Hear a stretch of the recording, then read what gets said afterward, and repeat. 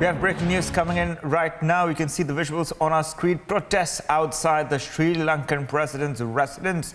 At least 10 people were injured, including journalists, after protests were held outside the residence of Sri Lankan President Gotabaya Rajapaksa, and it turned violent.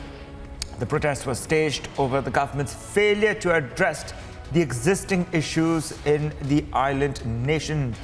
In the past few weeks, we had seen how the economic crisis unfolded in Sri Lanka and how there has been a virtual collapse of the economy in Sri Lanka. The petrol prices have increased. There have been protests over the shortage of currency in Sri Lanka. Violent protests taking an ugly turn, with at least 10 people now being injured, some of them including journalists as well, who were holding protests, what we're learning right now, outside the president's residence in Sri Lanka. These protests had turned violent, visuals of which you can see on your screen, that the people are angry at this point in time. And we can see it, how it has turned ugly there. The army was even called in Sri Lanka to handle the situation as it spirals out of control.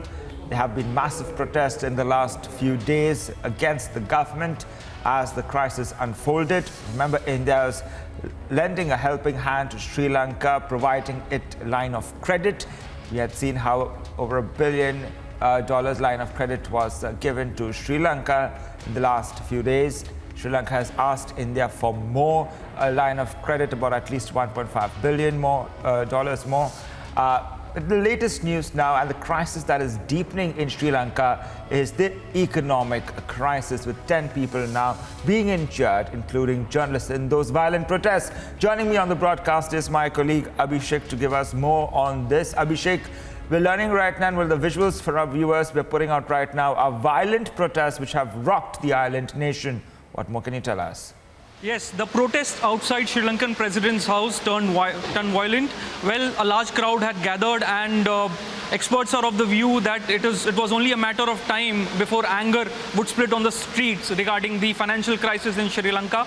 Well, Crispino, we all know that since the past 2 weeks, there have been extensive talks regarding Sri Lanka in a debt trap and how it is facing foreign exchange issues. Now the anger has come on the streets, and people in fact got violent in their protests outside the Sri Lankan president's house.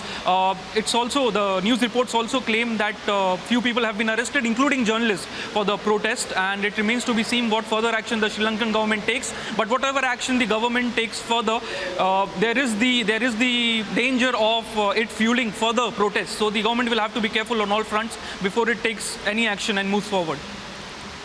Thank you so much for joining us on the broadcast. We continue tracking the latest in Sri Lanka.